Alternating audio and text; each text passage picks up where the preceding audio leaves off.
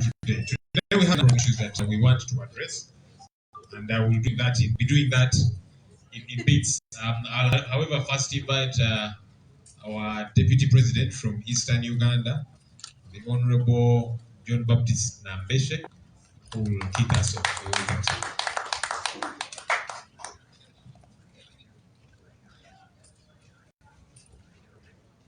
Colleagues, deputy presidents of the respective regions of Uganda, all dignitaries in your respective capacities, media, ladies and gentlemen. We are blessed this morning to have convened as a party, and allow me to inform you that it was in the absence of our principal, who is away on a very important visit. And our major focus and attention in this meeting was about the plight of our people who are rotting in the coolers, who are being illegally arrested and incarcerated. Many of them are in Kitalia. There are even recent cases of those who were released without even charges that would have been preferred upon them known. So this formed a central issue for discussion. And we have resolved that at an appropriate time, we are inviting all the families of these our comrades, and I know we have good Samaritans amongst us. We even call upon others out there, philanthropists who can contribute, because these families are in a deplorable state and need assistance. But we still, as a party, unequivocally demand for unconditional release of our people who have been illegally detained in places known and unknown. Because we know of a few who are in Kitale, maybe Makini. But there are many out there we don't know where they are, and many more continue to be abducted. We still continue to condemn this action is by the sitting government in the strongest terms possible. Second issue is about a retreat which we are yet to have as a party. We have amicably resolved that there is need for a retreat. And there is no rumor about our retreat and already done rounds. NRM even picked it from the grapevine, and they are also talking about theirs. But we had much earlier wanted the idea of our retreat, which we normally hold. We have been regularly holding retreats. So our particular one is soon, and it is next week. You know very well of the controversial issues that are going on in the country, and the one which has actually captured media headlines almost on a daily basis is the controversial issue of the speakership race. For us as a party, the position is very clear. We are united and solid in the soul. We have not come out to pronounce a common stand, and we want to be unequivocally clear. We have not anointed any of the candidates.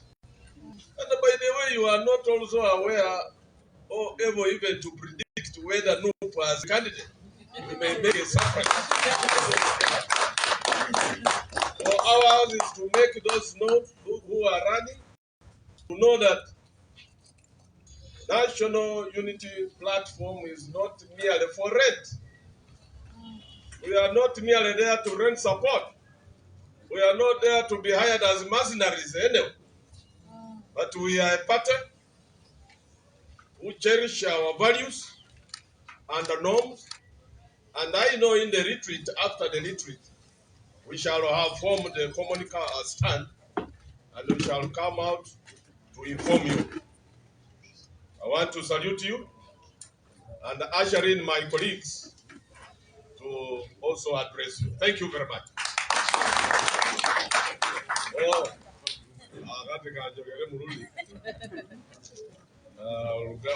kumasaba olwe Buganda.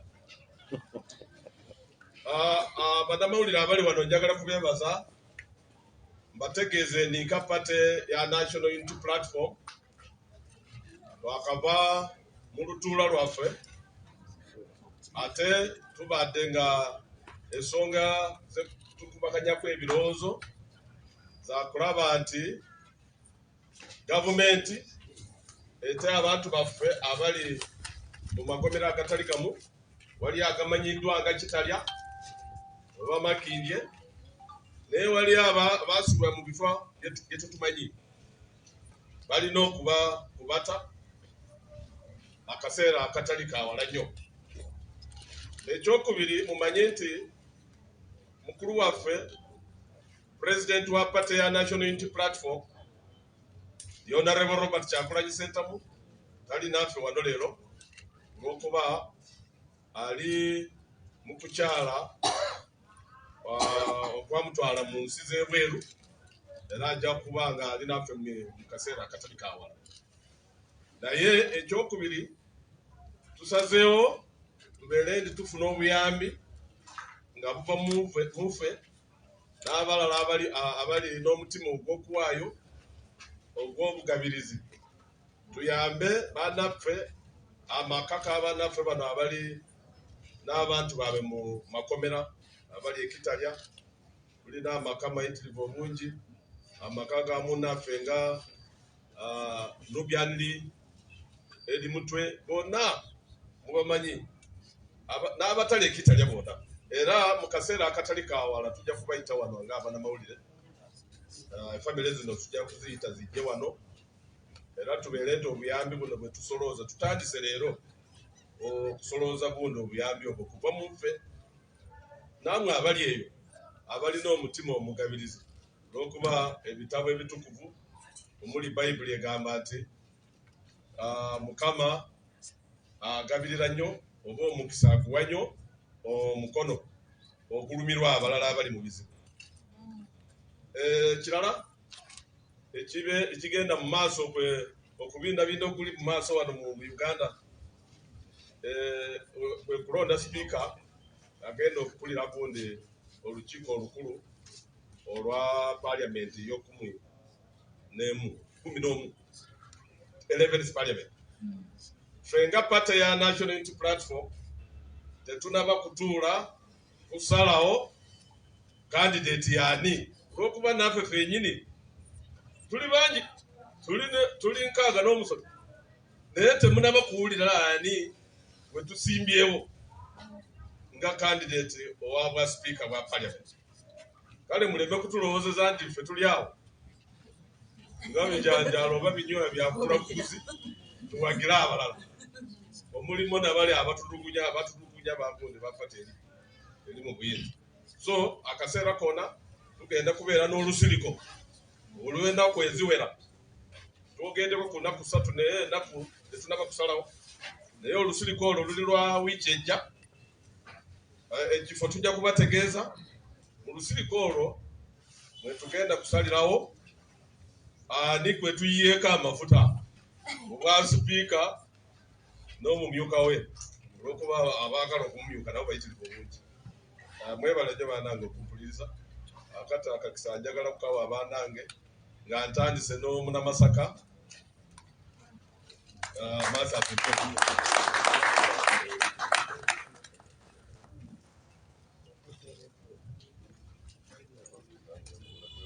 Thank you, Comrade Honorable Nandesha,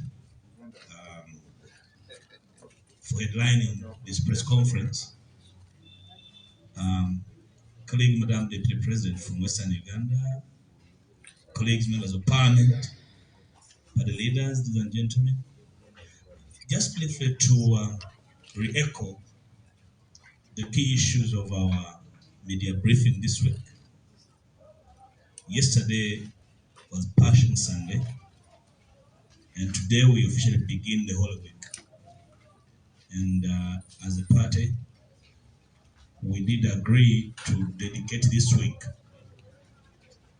not only in memory of a suffering Christ, but also in memory of our suffering colleagues, because we know for a fact that they are innocent colleagues suffering at the hands of a thirsty dictatorship.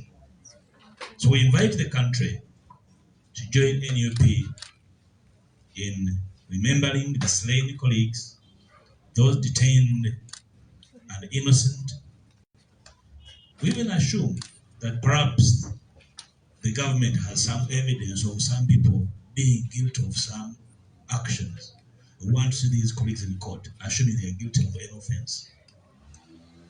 So we invite the country to join us this whole week to offer support and prayer to colleagues suffering in illegal detention, those being maimed in various places, those buried, and families not aware.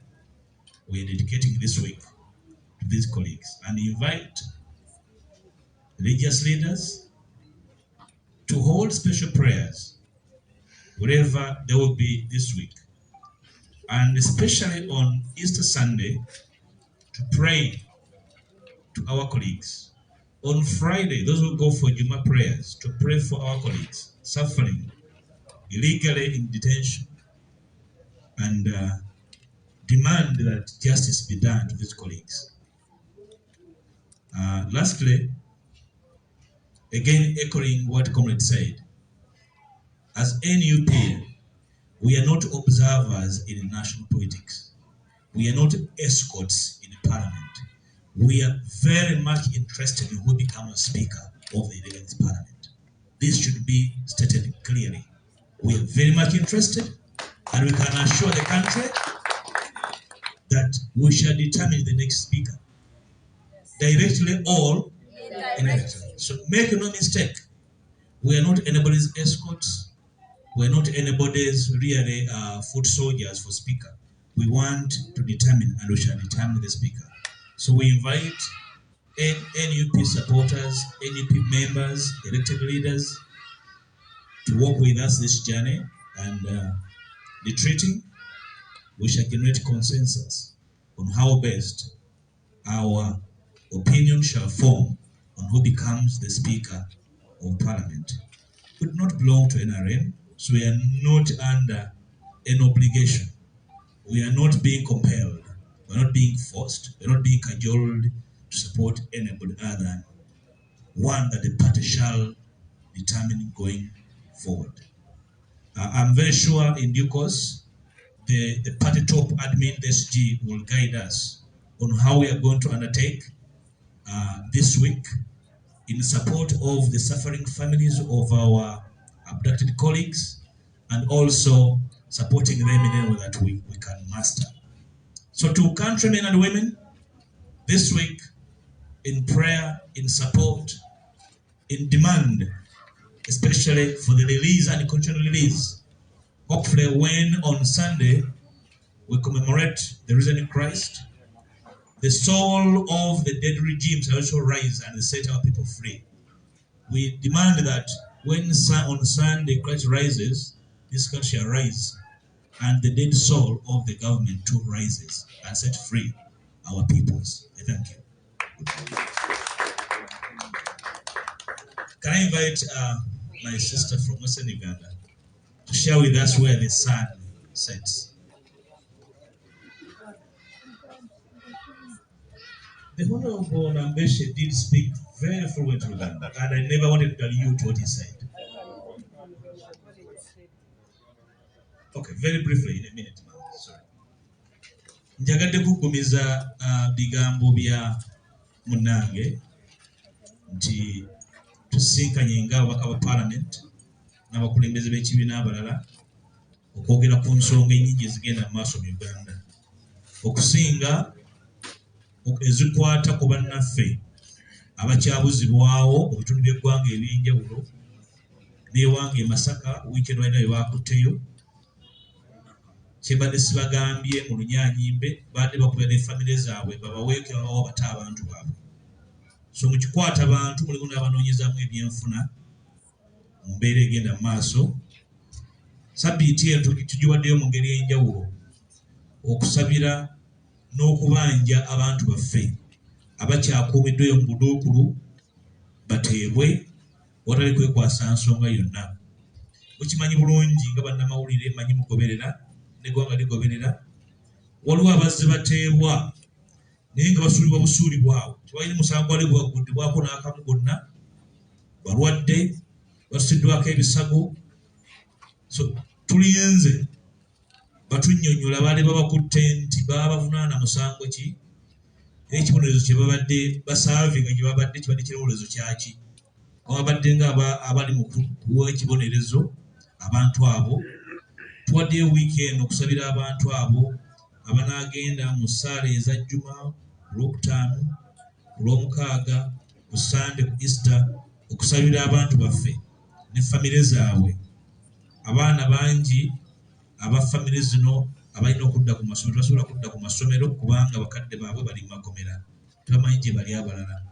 So n'olwekyo nga tujjukira okubonaabona kwa Mukama waffe mu Ssabbiiti eno entukuvu, tujjukirako n'okubonaabona kw'abantu baffe abatalina musango naye abanoonya obwenkanya mu nsi yaabwe. Era nga tusaba nti Mukama waffe nga tujjukira ng'azuukira ku Sande, n'omutima omubi gunaazuukira ne gufuga omutima omulungi ogwa gavumenti eno eyabasibira mu ggwa. Kituleese wano okubanja n'okusaba abantu baffe bateebwe, oba oliawo omutima ogw'okukola ebikolwa ebyekisa n'ebyobutegeevu mu Ssabbiiti eno. Abasibira mu ggwa baneetunula mu ndabirwamu ne beetunuulira ne batula ne mu maaso gaabwe ne bata abantu baffe nga tewali ensonga yonna gye babavunaana.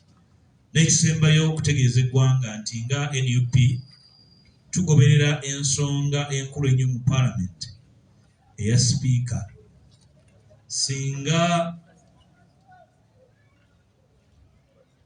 ow'eddoboozi eddene yakulembera, singa eŋŋaŋa yeekulembera ebinyonyi, naye osobola okusanga enkambo ng'egoba eŋŋaŋa oba empaaba.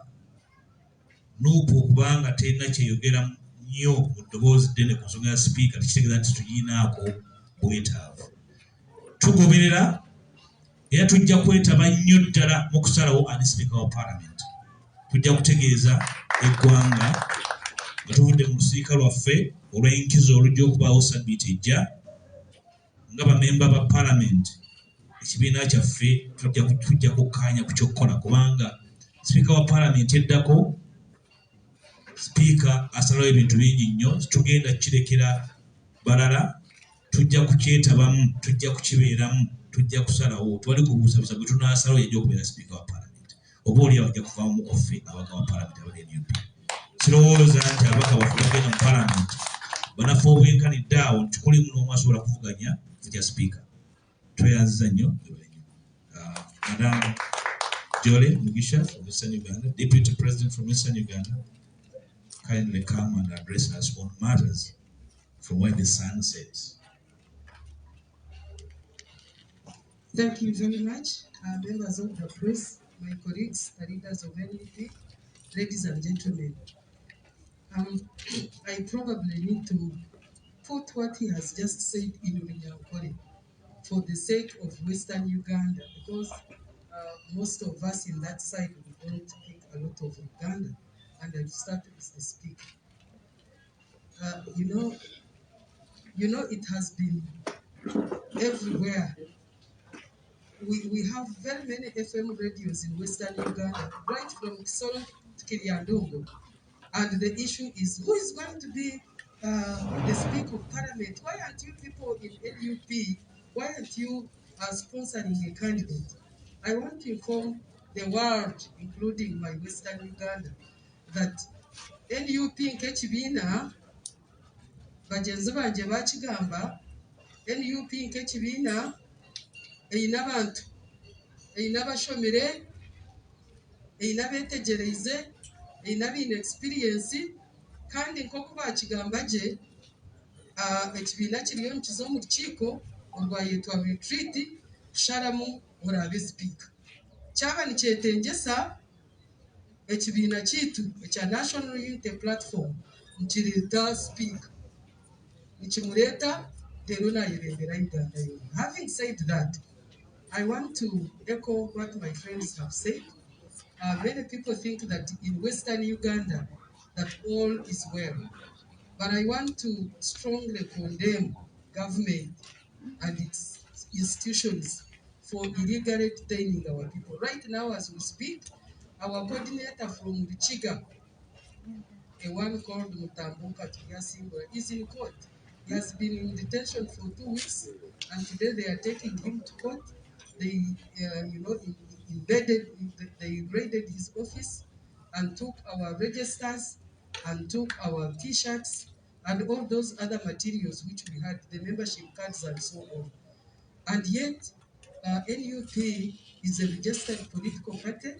The law says that political parties are supposed to operate in Uganda. So I want to add my voice to the members to call upon government to respect its members. We are Ugandans and we need respect. Number two, I want to add my voice to call upon other Ugandans, not only from Uganda here, because I've already mentioned that there are families whose people who are in prison. I want to call upon Ugandans to come in and support us. We have dedicated this day to the suffering Ugandans. Please come and suffer with us. Contribute food. If you were able to contribute food for COVID and then it was stolen by government, why don't you join us, contribute food, contribute money for those families whose heads are in detention, are in cells, have been killed.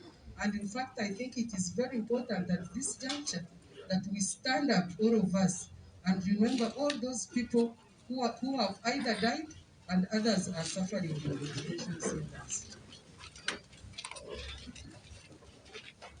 Help them, oh God. Please take a seat. Finally, I have some good news from Western Uganda, which I want you to share. Just yesterday, we have embarked on a program that is supposed to build the party in post-primary institutions. It is only over the week that we are able to get a guild president from one of the universities who is our very own as an NUP. So that is one of the good news I have to share. I thank you so much, those who have helped us and who have helped our candidate. And I want to assure you that Western Uganda is NUP. Like I said. Thank you very much.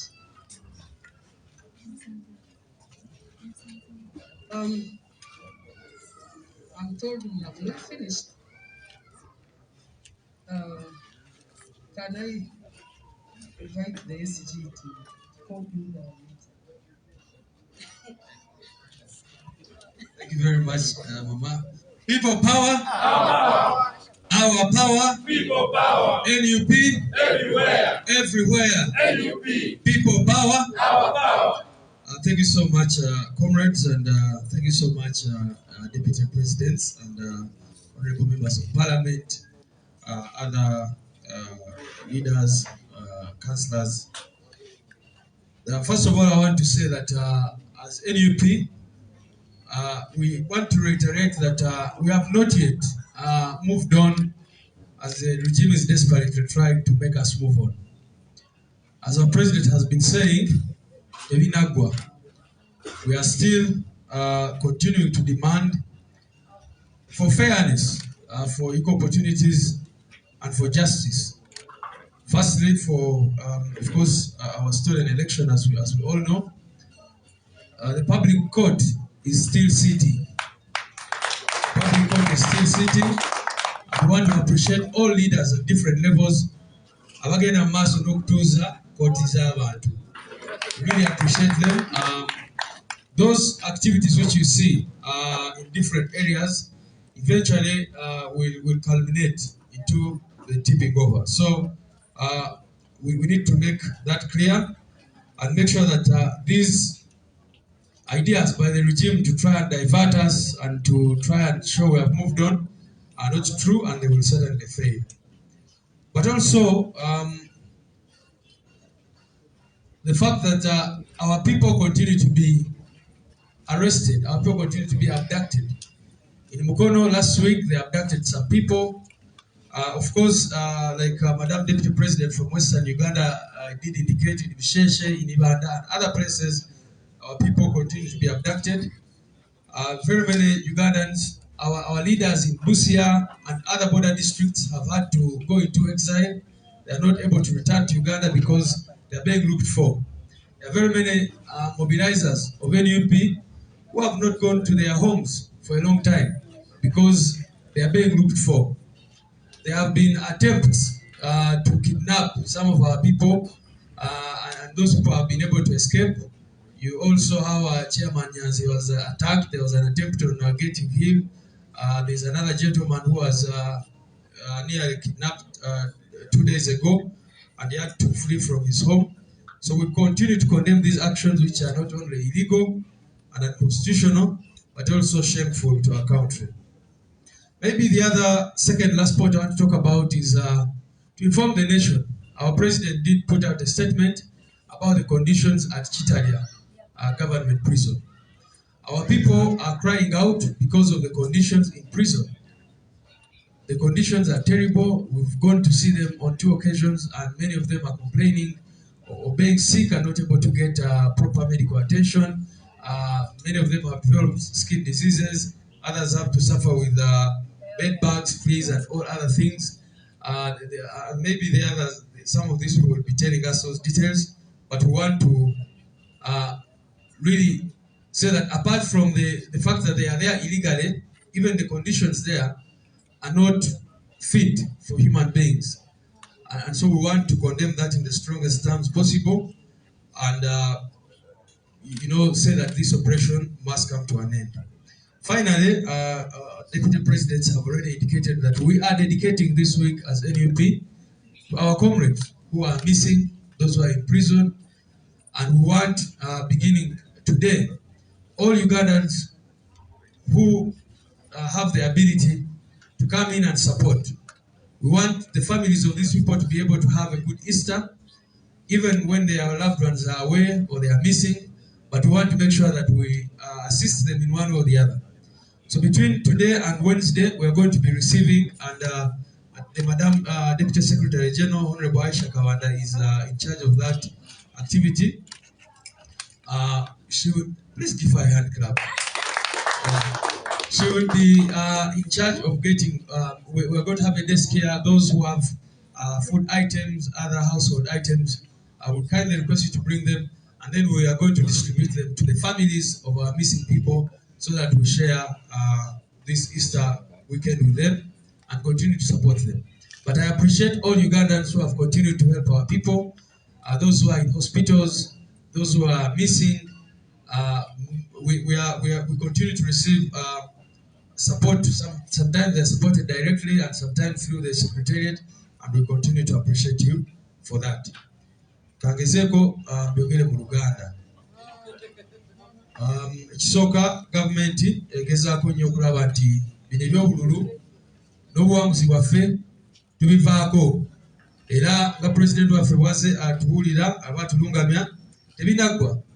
Tukyabanja obuwanguzi bwaffe, naye tetukyabanja n'abantu baffe abakwatiddwa be tutamanyi mayitire. Ekyokubiri, kwebaza abakulembeze baffe bonna abagenda mu maaso n'okukola ebintu eby'enjawulo mu kugaana obubbi n'okunyigirizibwa okw'abantu baffe n'okukwatibwa. Era wano we twebaliza abakulembeze baffe ba MP, bakansala n'abalala bonna abagenda mu maaso n'okutuuza kkooti ey'abantu mu bitundu eby'enjawulo mu ggwanga. Ensonga eyokusatu, njogedde ku mbeera eri ekitalya gye basibidde abantu baffe n'amakomera amalala, Ekigo n'awalala. Embeera mbi nnyo, era abantu baffe beemulugunya ku nsonga ez'enjawulo. Pulezidenti waffe gye buvuddeko awo yafulumiza ekiwandiiko ekiraga embeera abantu baffe gye batambuliramu, ng'ebyobujjanjabi tebiriiyo, tebakkirizibwa. Ne bw'otwalayo ekitabo ekikwata ku politics oba ekikwata ku byafaayo by'eggwanga lyaffe nga tebakikkiriza, n'ebirala bwe bityo byonna tubivumirira. Ekisemberayo ddala, eno wiiki nga Deputy President bw'ogedde, tugiwaddeyo okusaba n'okwegayirira Mukama Katonda okuyambako n'ataasa eggwanga lyaffe naye kusingira ddala tusabira abantu baffe betutamanyi wagye bali oba abo gavumenti beyatwala netwala ekitalya n'amakomera amalala. Era tusaba abantu bonna abasobola okwenyigiramu muveeyo muleete ebintu ebikozesebwa awaka n'ebirala bwe bityo. Tugenda kulaba nga tudduukirira family z'abantu abo abali eyo mu bikumi kubanga bangi nnyo, tugezeeko okubayamba nabo tulabe nti Pasika bafunako kyebaya ate family zaabwe basobole oziyimirizaako. Mwebale nnyo.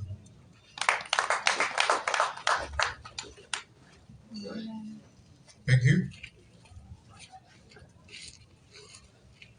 Somebody left their ring here. Is it your wedding ring, ladies? It is yours. Okay.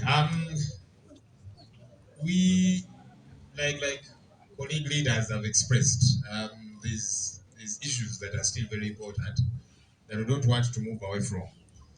There's lots of diversions that are happening, but we think that certain critical issues have yet to be addressed, and we are not going to abandon them. I'll give you an example as one of those things that are happening. You have been seeing petitions all over the place, and when you look at a number of these petitions, many of them don't hold water. Many of them have very little. In fact, we are looking forward to making some money through costs and so on. But we are very convinced this is one of those diversions. Because everybody now is talking about petitions, speakership press, and so on. And yes, these things are important, you know. Our lawyers are handling the petitions because that's important. And the speakership press, you have been told we are going to have a retreat as a parliamentary caucus and discuss this matter. But you see, we still think there's critical issues. Our people are still being abducted, including this morning. And we don't want the conversation to go away from that. Our people are rotting in Chitalia and all these different places. We don't want the conversation to go away from that. Mr. Museveni and his people want the conversation to go away from that. Such that drones keep abducting our people, doing whatever they want, and then everybody is talking about petition, speaker, and so on. We don't fix that way. So there are some comrades I'm going to invite. Whatever nafe, ngendo kuita. Abamu bakava Chitalia, Chico, abamu bali bawambiddwa batuyitiremu mangu ku mbeera ezibaddeyo eri kubanga nga bwe tugamba ffe tukyali ku nsonga ssemasonga. Waliwo abagezaako tujja ku mulamwa, abagezaako okuteekawo diversions nga bwe mbabuulidde ti petitions, petitions zo yes weeziri, naye nga bwe mbagambye nti ezisinga bw'ozisomamu ziri mu ggumba. Naye baagala kati buli omu abeere ng'ayogera ku petitions, mawulire petitions gye kigenda mu maaso, speakership race n'ebirala. Meanwhile abantu baffe bawambibwa, batulugunyizibwa, Nubian Eddie Mutwe, Dan Magic n'abalala bavundira ekitalya awatali musango. So ffe tugamba nti ensonga zino twagala essira tuyise ku nsonga zino. Abantu baffe abawambibwa ne bajja enjala ne bazikuulamu, amaaso ne bagayiwa, ne babakubaakuba. Kati munnange eggwanga terikyayogera ku bintu ebyo. Buli omu ayogera ku petitions, speaker, biki ffe tugamba nedda, twagala tukomewo ku mulamwa guno. So genda kuyita abamu ku bannaffe, abamu baakava mu makomera ekitalya batubuulire embeera eriyo, embeera y'ennyamiza. Abalala babadde Kigo, abalala baabawamba ne babatulugunya. So twagala eno ensonga tugiremereko paka kubanga tujja kuba tuli eri twogera ku bya petitions, twogera ku bya speaker, eno Museveni nga bwawamba abantu bwabatulugunya n'okubatta babatte, tukyali ku nsonga zino.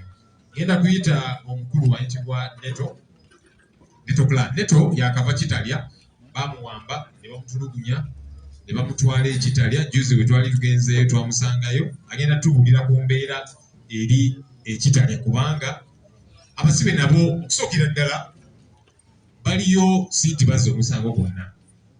Naye oli ne bw'abanga musibe aba alina rights ezirina okuweebwa ekitiibwa, si kyekiri ekitalya. So Neto mu ddakiika emu bbiri agenda tuyitiramu kiki ekiri ekitalya gy'abadde. Nsebo Nyongera okulamusa bamemba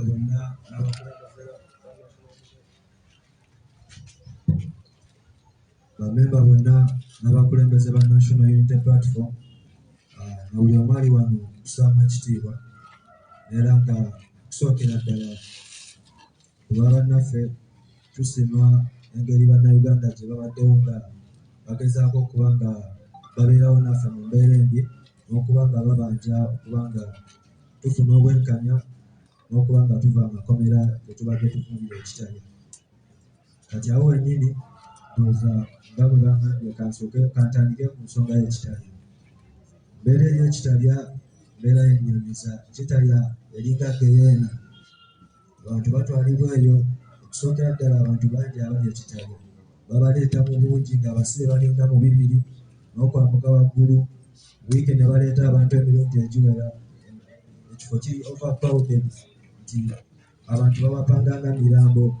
Onooteeka omutwe, munnaateeka omutwe gw'emiramiro, omulala omutwe kwegamba mwebakanga oba kutaddeko amagulu nawe omutaddeko amagulu nga babapanze mu layini bwe batyo nti omuntu ajja n'abapanga abanga apanga emigugu batuuka n'okulumya munnaffe omu ne bamukuba ensingo. Yali yafunako obuzibu ng'afuna akabenje, yagezaako okunyonyola nti embeera eno erimu okunyigiriza, ndi mulwadde nina obuzibu. Omukulembeze wa woodi oba gwandiisa alapi mu ngeri y'okujja ng'asambasamba mu nywere kuba mwebakira kagongogongo. Tosobola kwebaka nti weekyuse bulungi, weebakira ku ludda bwoti paka budde kukya. Mu mbeera eyo ng'ensekere zibaluma, mukera ku makya nga mwetakula. Abantu endwadde ezisinga eri z'endwadde z'ensusu. Abantu ensusu zaabwe mbi, oyinza okugamba abalwadde ba kisipi. So mu mbeera eyo abantu babeera beetakulatakula buli kaseera. Kati nga bw'ogattako ensonga y'okuba nti ekitali amazzi, waliyo ekizibu ky'amazzi, amazzi tegamala. Ekintu ekyo kiviiriddeko nnyo obukyafu n'endwadde okusaasaana. Endwadde nga otandikidde kweza ez'ensusu, ky'omuntu aba addugala enjala, yeetakula.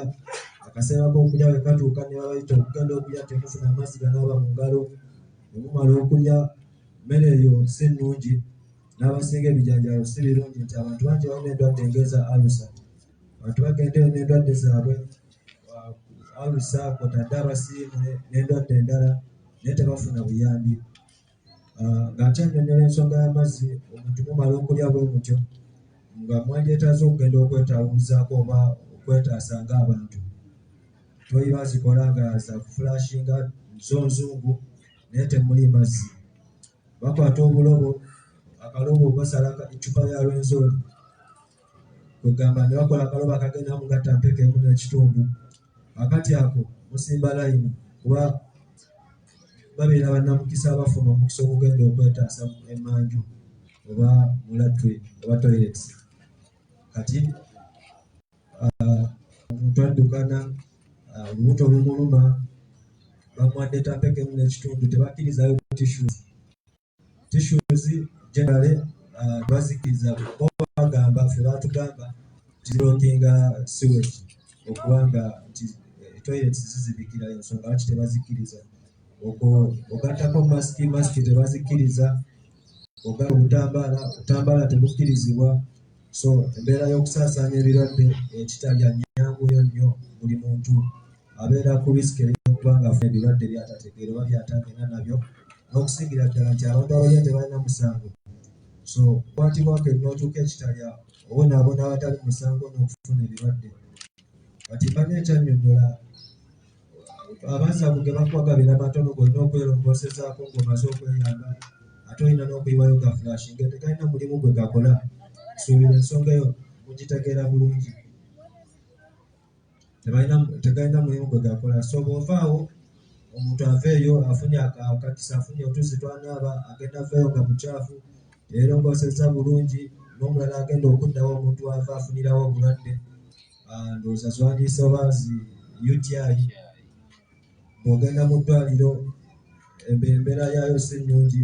Abantu buli kanaku mu woodi ey'abantu nga 220 balondamu abantu 6. Abo kuwandigambe nti be bali obubi ennyo kubanga ekitalya omuntu obeera awo nga muli ne munno oba oli atambula, ogenda okwesanga nga yeeyonoonedde olw'ensonga nti waliyo ekirwadde ky'ekiddukano oba outbreak ya diarrhea ate nga obujjanjabi bwo bufudde eri bujjanjabi ekitalya. So obeera eyo n'obonaabona bannaffe embeera tebalimu gye twabaleseemu nti kati tebamanyi nabo kikiddako gye bali kuba bwe twaviiddeyo nga wogyerimu bannaffe be twasangayo. Kitalya wali abantu bangi ne bakwata ku misango gy'obukoofiira bye bawamba nga abantu baabwe tebamanyi, ne bakwatira ku busangosango obulala obutaliimu nsa, bonna bali Kitalya. So bwe nga ne bannaffe abo Banubya Ndiba, Eddie Muteba Mbogo, ekirwadde ky'ekiddukano kituuse mu woodi yaabwe. Ebirwadde ebirala ebiri Kitalya waliyo endwadde z'ekiddukano, obucaafu kwegamba byonna kale biroteetingira ku bukyafu olw'ensonga nti teri mazzi. Ate abantu abamu bayisoobi nga bagenze mu gundi mu medical ward, waliyo omunnaffe oyo gwe bakuba ensingo, yatuukayo omu ku basawo n'amukuba ebibbiri n'amugamba mwe abantu ba Bobi Wine mutusumbuwa nnyo tubakooye, era omwana avaayo nga tayambiddwa Kitalya n'oba mulwadde wa siriimu otuuka n'osaba amakerenda go nga tebasobola kuwa amakerenda, bw'ogenda nago bagakuggyako ne bagamba omuntu ajja kuba woodi dokita akuyambako ajja gakuwa, naye tebagakuwa munnange. Era Kitalya abantu abasinga bagiving up abalina ensonga z'ebirwadde ne bamanya nti bali mu kaseera ak'okufa ne balinda ddi lwe banaafa kuba tewali ssuubi. Tofuna mukisa kuwuliziganya ku bantu bo kubanyonnyola kiriwo, bakujja ku makerenda go ate bw'ova ku makerenda go oba ku risiki y'amaanyi. N'ekirala ffe woodi yaffe gye twalimu bw'okwakisesinga essimu kikwetaagisa $50 ate nga gubeera mukisa nti omuntu akutuusa ku musirikale olina omuwa $200, omusirikale bw'omutuukako naye olina omuwa $200. Kati oluvannyuma omusirikale n'akufunira essimu nga ya $1,000 ku ddakiika 2 ate nga nabyo waliwo obusobozi bw'okutuusayo wansi ng'otaddemu ezo ssente ekigaana. So abantu bangi era obeerawo nga olina omuntu ogw'otalaba Kitalya abasingayo bavubuka, naddala abawagizi ba National Unity Platform oba People Power be basinga obungi. Bababuuza wabwe batupanga okusinziira ku charges, naye ogenda owulira abantu abasinga nga bamukwata ayambadde t-shirt, bamukwata kuba muwagizi wa Bobby, bamukwata kuba abeera nga ali mu kampeyini, bamukwata ne bamwambaza akakoofiira. So obeeramu eyo embeera nga tugenda nafuna mukisa muntu okutegeera nti oli Kitalya, ate nga ne woba ovaayo tebakkiriza kuvaayo nti oba omuntu akwadde ennamba y'essimu ogitambuze sobole okutegeeza abantu be baba checkinga ne bakakasa nti nno tali kyofune nakyo. So embeera Kitalya yo nga yeeyungula amaziga. Twalese bannaffe Banubya Ndiba, Eddie Muteba Danny Magic nga boogedde okubeera abennyamivu n'ensuubi litandise okubaggwamu, balinga abalowooza nti kati essaawa eno baasiraana nti ate ffe tugenzeeyo ne tusobola okuvaayo ne tubalekayo, bo tebamanyi ddi lwe banajja mu kkooti, tebamanyi ddi lwe banafuna bwenkanya. So ekyo nga kyo kiri kuba tokyalinga nga kwogasa ebirwadde ebyo, ssenyiga, bukyafu, bbula ly'amazzi, embeera mbi. Omuntu gamba nti ava mu Geyeena aba ategeeza nti ava mu Geyeena, nga kw'otadde okwo bintu bingi twali tumanyi nti embeera ezimu zikoma mu basirikale ba poliisi, era n'abasirikale ba prison babbi bali mu bayaaye. Twali tuva Kitalya ne tusayininga buli omu akasente koba wajja nako okasayininga obe ng'ofulumayo n'ebintu bye bikwatako oba katugambe biwandiiko waleti, ne tusayininga bulungi ebintu byaffe. Naye olutuuka abweru awatali kamera, abasirikale bakwata ssente ezo ne bazitoolako ne bagamba nti automatically oyo abeera soda. Nasobola okukwatako omusirikale omu kuba baali babiri ffe abakola ku nsonga zaffe nga tufulumya, era naffe baali batuggyeko ssente zaffe, naye olw'okugezaako okaayana ennyo ne basobola okutuddizayo kaataawo $10,000 ffe abaakaayana abagezaako. Tekyatumalira neera bwe twali tufuluma twategeeza ttiimu yali etukinye ne batuyambako okubanja ssente zaffe ezaali zisigadde.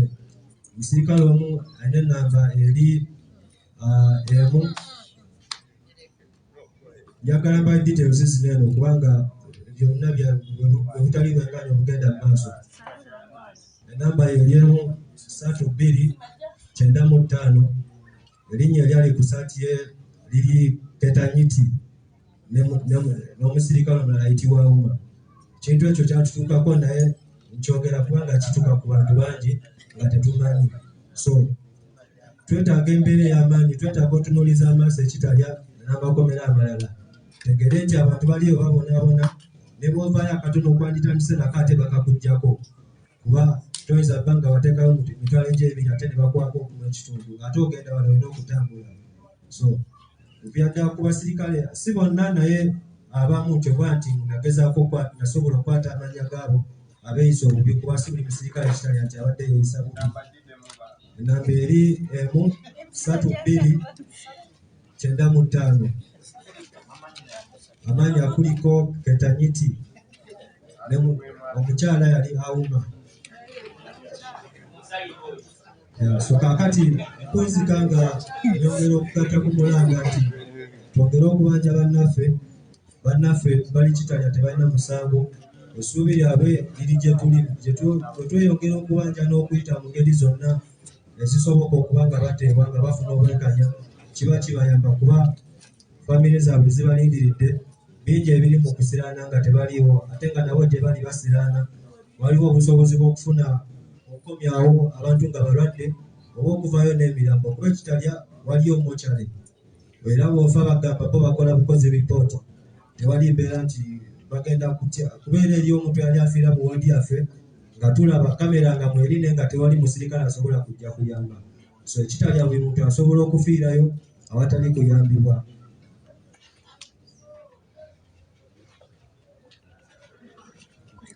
Kati nzira ku nsonga y'okuwambibwa kwange, nali saidi zaawo kumpi kwa Acacia nga ndi mukola emirimu gyange, nina bye nali nvaako okukwasaganya. Bayitamu munnange gwe nalowooza nti munnange oba bulijjo gwe manyiga nti mukwano gwange, ye muntu eyampaayo, naye nga ku nsonga eyo tali omu, abantu bangi abantu abawaayo abantu bangi, era nasobola okuzuula ng'oggyeko oyo waliwo n'abalala bagezaako banga batuwaayo okuba batukwata bakulaga nti baba bakulinako information nnyingi ng'ate eva mu ango za njawulo. Ebintu ebyo tebibeera bituufu. Information gy'aba bakulinako eyaddala kwe kutegeera nti oba obeera wano otambulawo oti gundi munno. So kati bakwata ne bakuba ne bakuteeka mu mmotoka eyo era ogenda otuuka nga tokyategeera. Nze bankwatira ku Acacia ne bankuba kubeera basooka kunkubirawo nga tebannanteekako mpingo. Era twayingira mu mmotoka bankubira ddala nnyo ne bankosa okutu ne sayidi z'eno ze mbadde nga sikyasobola kulya yadde okwayuuya nga bampulira obulumi obw'amaanyi. Nakati essaawa zino eno nkyali ku treatment, bansijanjaba okutu, baakebera mu ddwaliro nga kulimu amasira n'amabwa. Bankubanga bambuuza kwemu ku nkolagana yange n'abantu ba National Unity Platform, n'okubuuza biki bye tupanga, wamu n'okuba nga bankuba nzikirize ebyo baagala nzikirize nti twagala okutabangula eggwanga okuggyako Museveni, nga bagamba nti twagala okwokya ekibuga, tubabuulire tubipanga tutya, bani be tupulaninga nabo, bani abatuwa ssente, ebintu byesimanyiiko mayitire oba byesimanyiiko mitwe n'amagulu, nga embeera gye batuyisaamu, naye nga embeera ali yakutulugunyizibwa, nga byonna kukubuuza kukkiriza buli kimu n'okubuuza amannya go byonna we batandikira okwogera naawe nga zibeera kibooko. Bankuba okuva nga bankwata ekiro nga bantuusizza eri nenkera ku makya nga tebannandeetera kunteeka ku CPS, naye nga olumi bwali bw'amaanyi bwe nayitamu kuba nakati mpita mu bulumi obw'amaanyi. Omuntu yali alumiddwa ku matu asobola omanya kiki empulira munda, kuba sirina mirembe. Ebigambo byange bikomyawo, nyongera okubeebaza mwenna mwenna.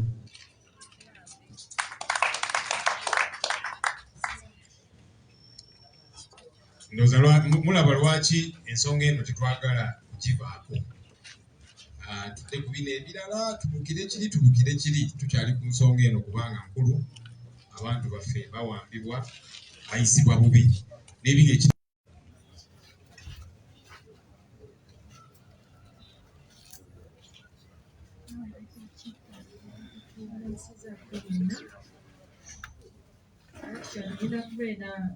Nina kwogera nti nina kamunguza ntawana era nfudde ku drink okujja wano.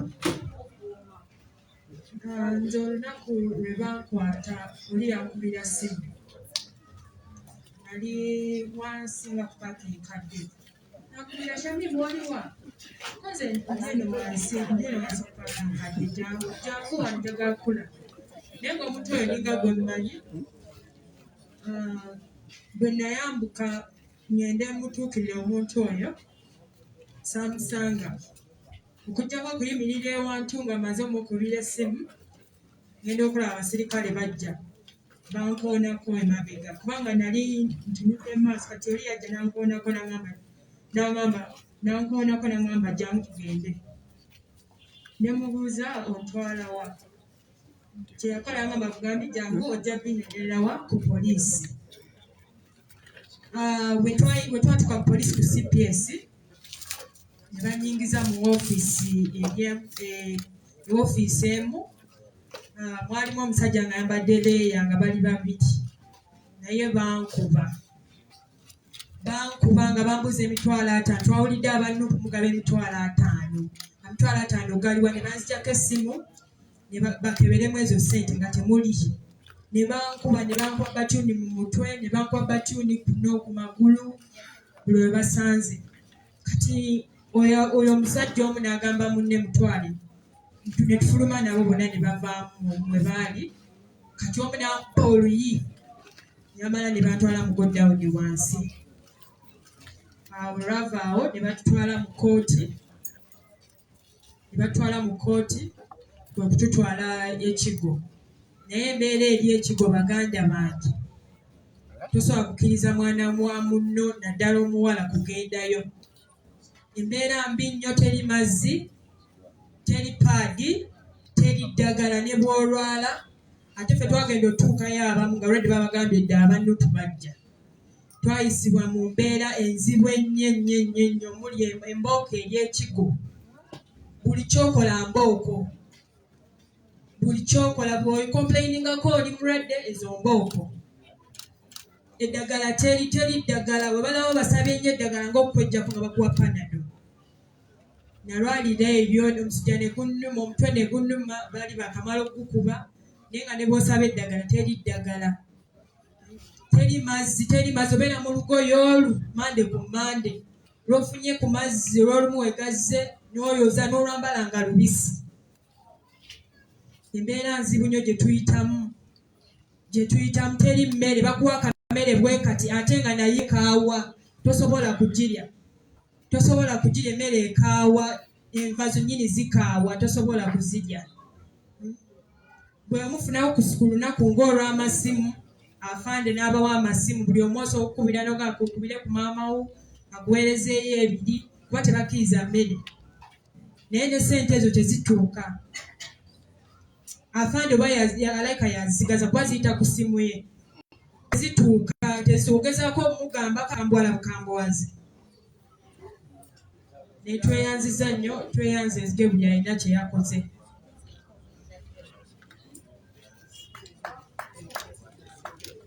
Eyo embeera ery'ekigo manyi abakyala bo batwala kigo abasajja kitanja ngenda kuyitayo omunaffe omulala omu wamala saati ono bamuwamba ne bamutulugunya eventually waliwo we bamusobola ajja tubuulira wamala oba alazeeko wa okay.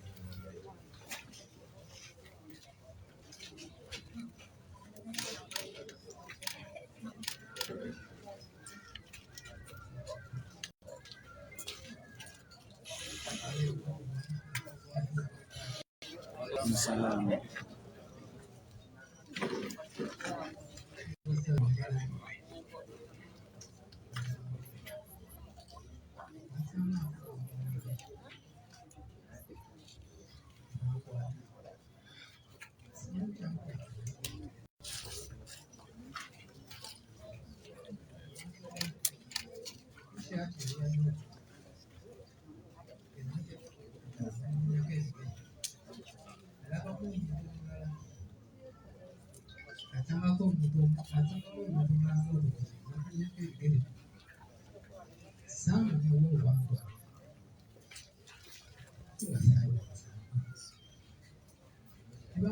babadde bansimirira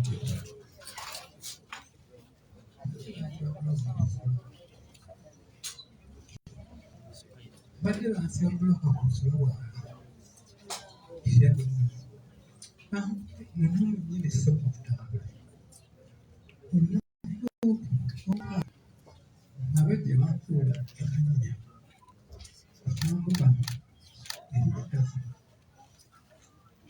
bansuula ssaawa zaali ttaano ezekiro ne tugenda ku poliisi ne tutuuka ku poliisi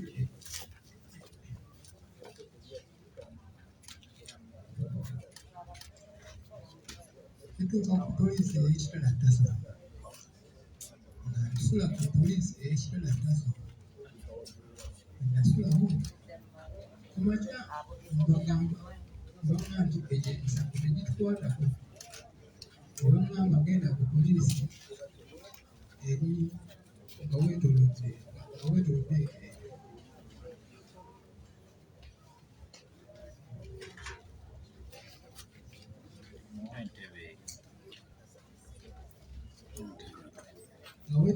poliisi ey'ekisaasi twatuuka ku poliisi y'ekisaasi ne baŋŋamba nti egyemisango tetugikolako nenkomawo ekitala ttaso eyo poliisi ey'eneeti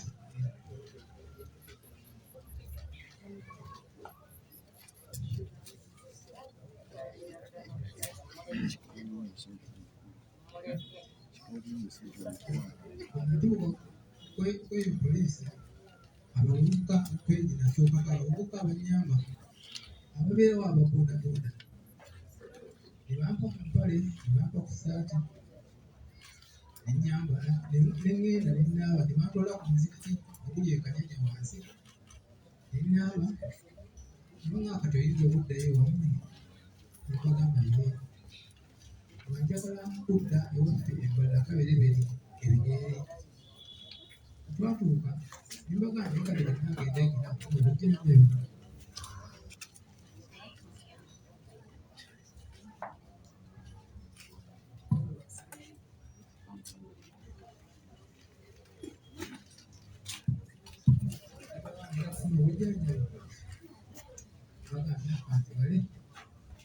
omusajja omu ondasuza ekiro agendeza mu takisi n'aleeta n'ateeka obuuda awo nagamba ono ajja kufunawo obujjanjabi ajja kufuna banamuyamba essaawa zabange ndi mulungu bankuba sente bazitwala naye emitwalo atamusanvu ebatwala sinawadde ekifunawo mukyala wange n'abaana bange baasirirwawo era siina ssimu siina kintumirako kyonna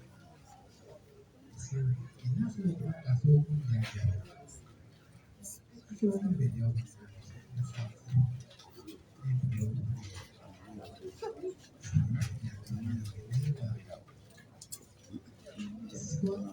mbadde mwogezi nga kyogolirwalinako naye nga siddangaawo neŋŋamba nti oba kino oba kino obanawe nyambadde t-shirt nebawega myansi nyambadde bamuba nga baŋŋambira kyagulanyi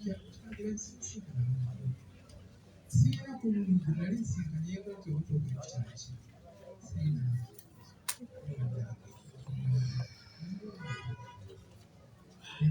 oba abantu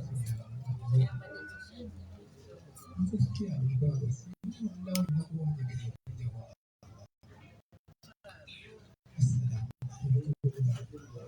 Waalaikum salam.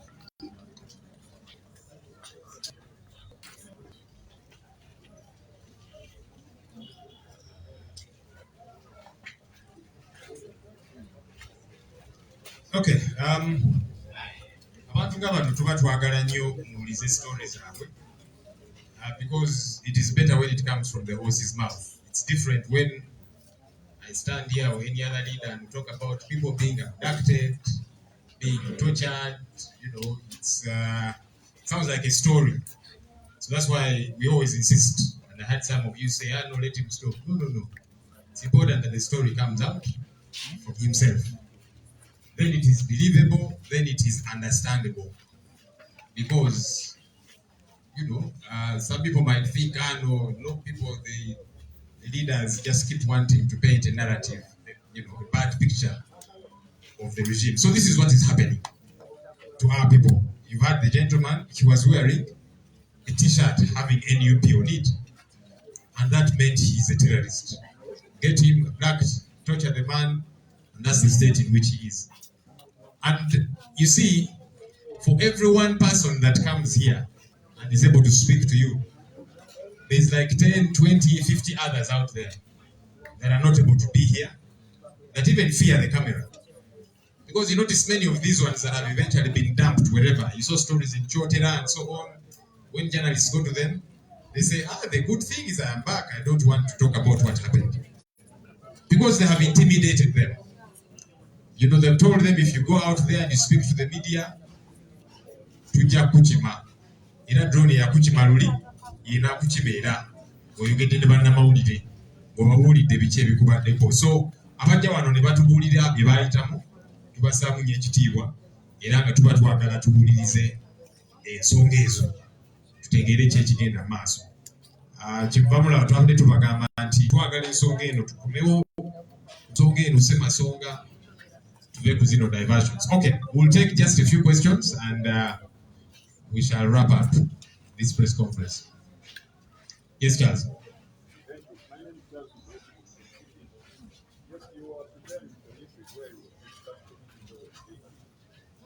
Already know some of your colleagues have taken sides. They have already handed over their some of them we are selected in one of the campaign teams.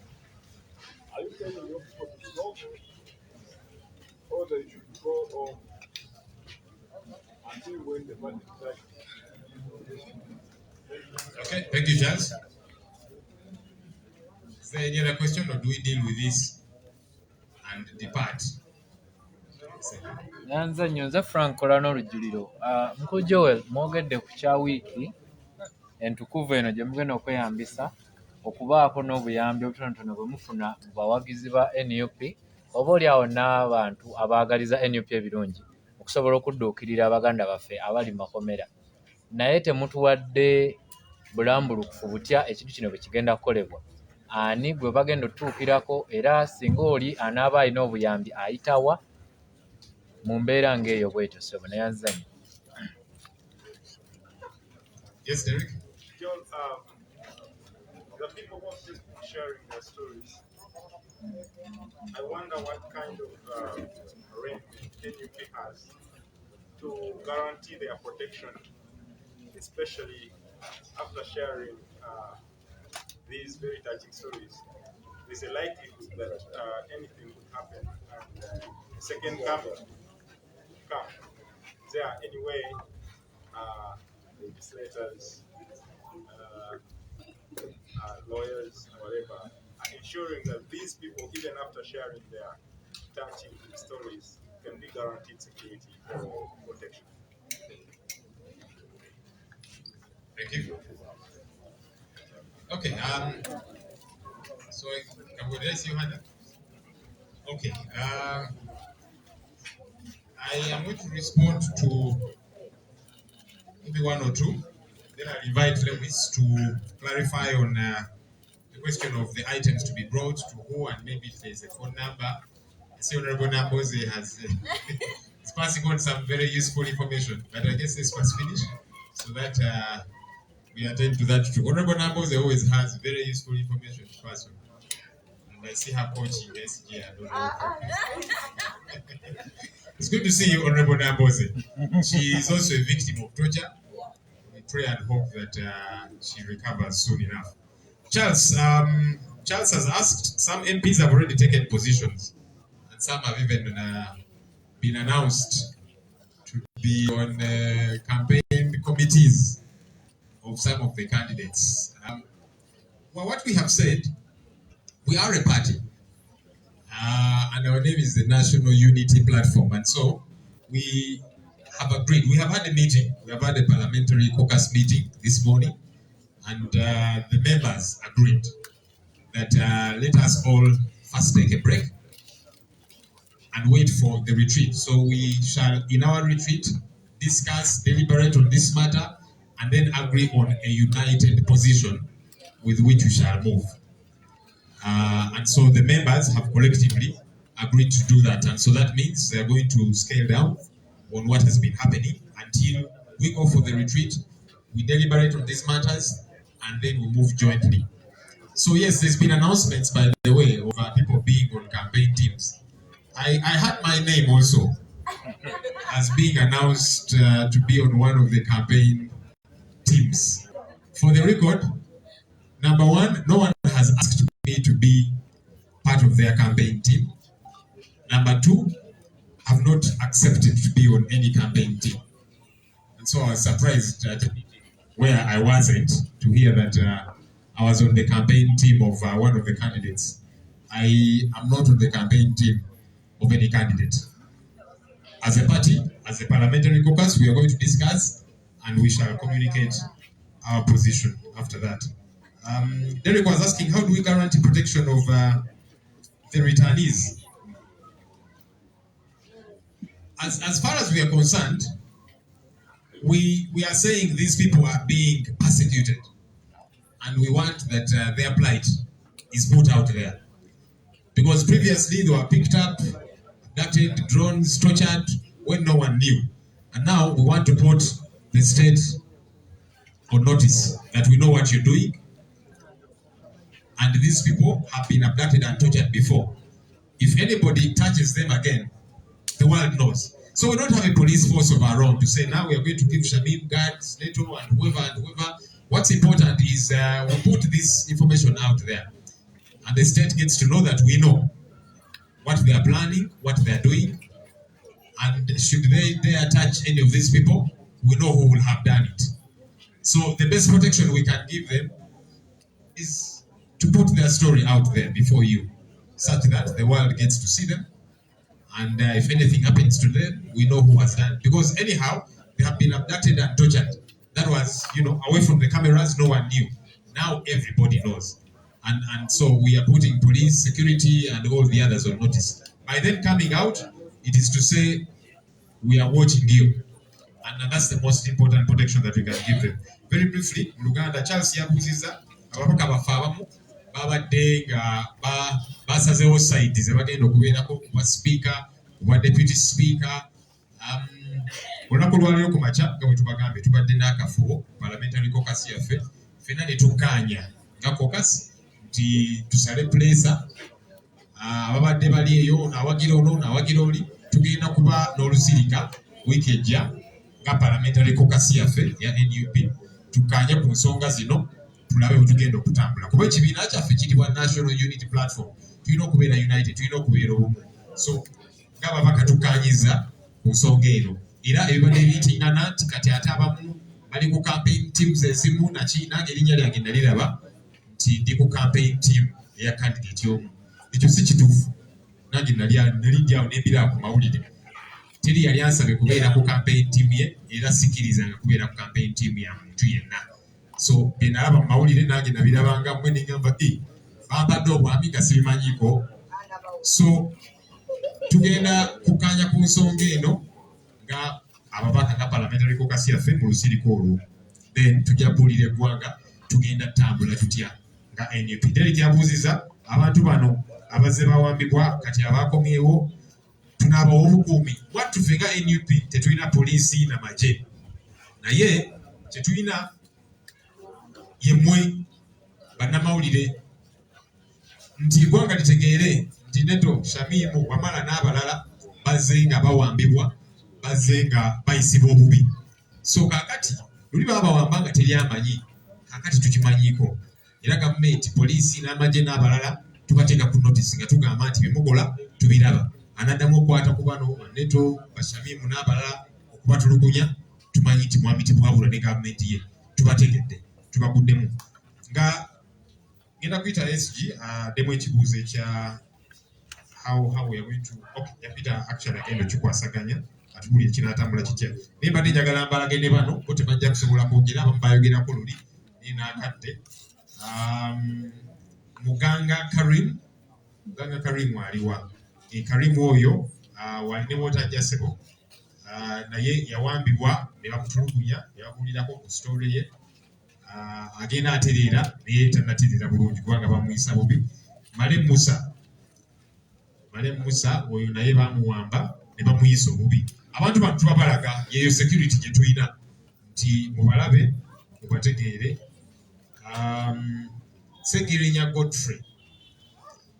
Godfrey oyo story naye yagibabuulira, bamuwamba ne bamutulugunya eriiso erya kkono baalikuba ne liyiika, kati alina eriiso limu ku lwabo abamuyisa obubi abatujju abali mu uniform yaffe y'amagye ne poliisi. Kimuli Diriisa naye twamubalagako luli alina Torture Max, bamuwamba ne bamuyisa obubi. Lwaki? Kubanga muwagizi wa NUP, kubanga yali ayambadde t-shirt eriko ekifaananyi ekya Bobi Wine, ogwo nagwo nti gwafuuka musango. Let me invite Aisha to elucidate on this matter, how we are going to handle it, the people that we are calling on to bring help, so we can take it to these affected families.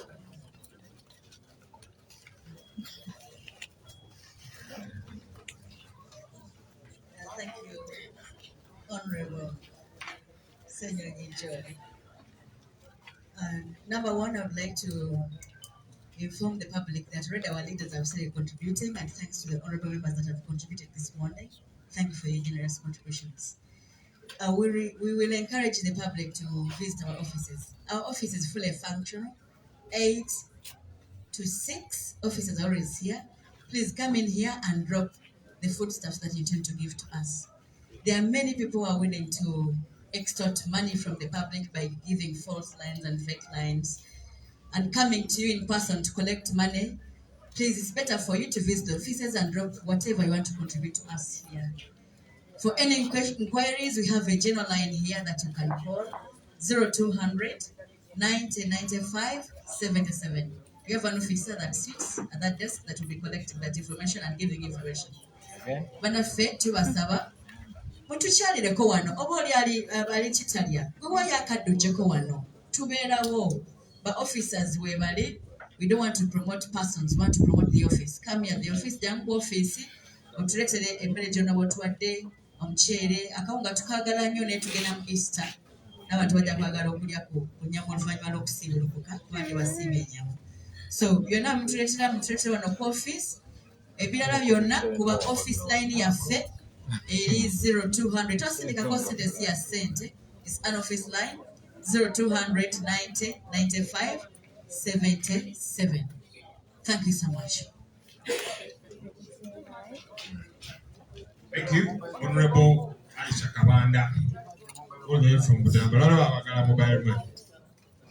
Line yaffe eya 0703 63 63 63 is the official line collecting assets zaffe eza NUP era yeyo gye tukyakozesa era ekola.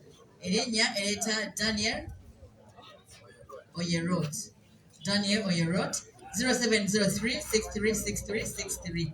Yeyo kaba nange amasimu mangi ge bateekawo eyo, abalala bateeka ne ku messenger, baguddewo pages nyingi in my name. They even carry out conversations in my name and get people. I don't carry on conversations ezikwatagane fundraising on Facebook. Please don't be conned. That's the line we use. Thank you. Thank you, Honorable. Let's stand for the anthem. For you, God, make all the holy, we have our future in thy hands. United we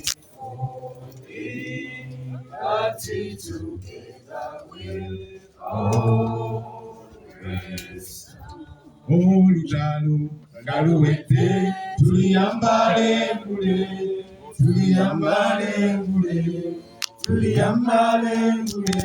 olutalo tuliyambale ngule tulivimba mu Uganda empya.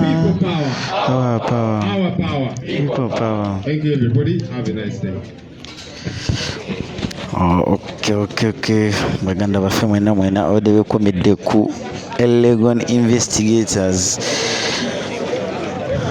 Kuva bwe twatandikidde okutuusa ssaawa zino muweereza wange bulijjo mbadde AK Commander. AK Commander bannange.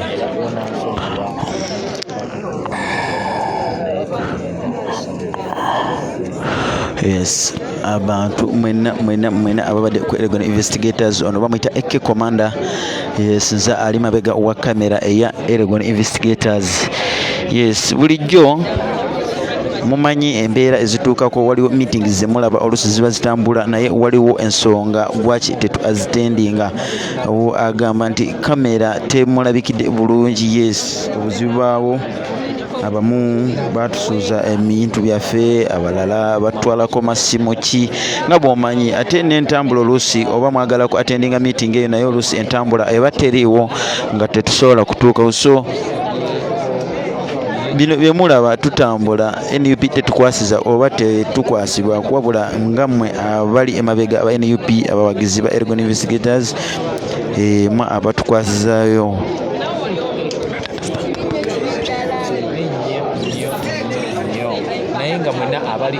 Yes, ono Niki Sekyanzo gambye yagala ono Gayi Wema Wokota waali bamuyita Hilale Kiyaga.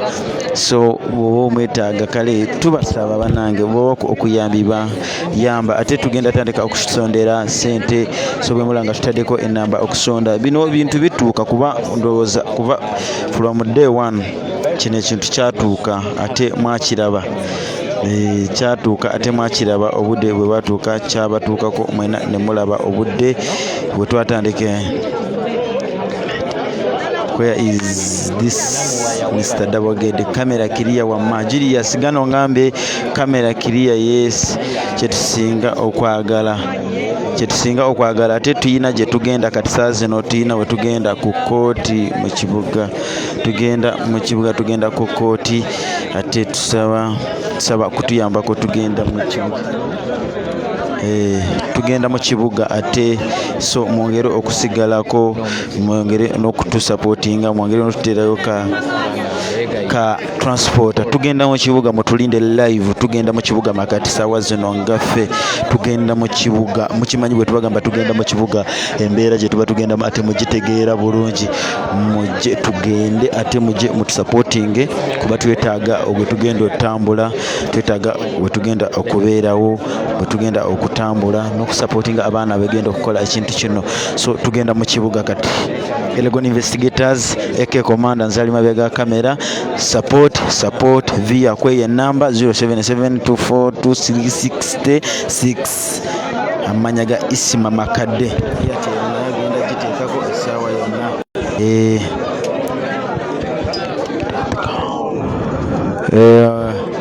Mwana mulimu beneera alikira meeting don't come. Okay.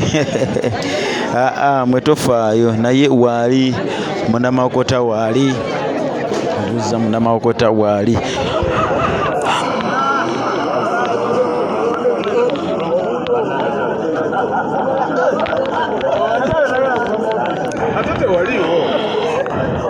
Njagala n'okubategeeza nti bw'oba osindika komenti yo wano wallahi ng'oyagala ekibuuzo tukibuuza ate kituuka. So temuddamu kutya ekibuuzo kyo bw'okisindika kituuka direct w'okyagala ow'omukulu. Bw'osindika n'ogamba mbuuliza Joel kino nkibuuza, bw'ongamba message yange eyagala etuuka ow'omukulu etuuka.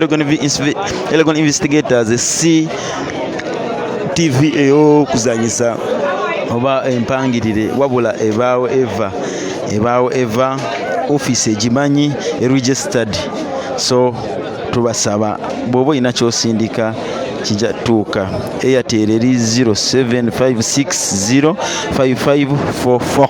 Tugenda mu kibuga nga bwe tubagambye, tugenda mu kibuga. Tombuuza tugenda kukolayo ki, just lindirira live.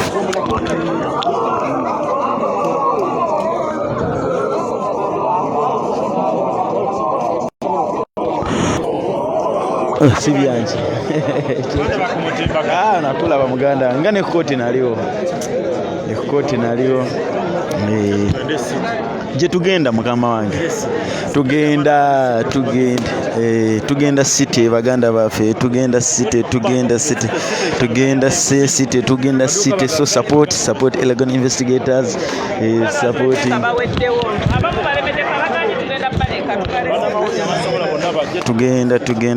tugenda so kambe mbalekerezaawo eke komanda buli lunaku nze gwe mugenda okulaba n'okuwuliriranga buli lunaku mujja kuwuliranga tewali mulala gwe mugenda okuwulirayo eke komanda mwiraba wendi nkugamba mu dakiika ntonotono tukomawo live nga kiri city kiri fire kuba gye tulumba temubuuza nti ki eke komanda gwe mulimu gwange gwe nina okukola tugenda city tulumba city tobuuza nti ki wabula nkugambye tugenda city gwerindirira ku live ekiddako ajja tubuulira mwiraba kamba siibulire wano enamba ye jasigala etambula manya ga Isima Makadde twetaaga buyambi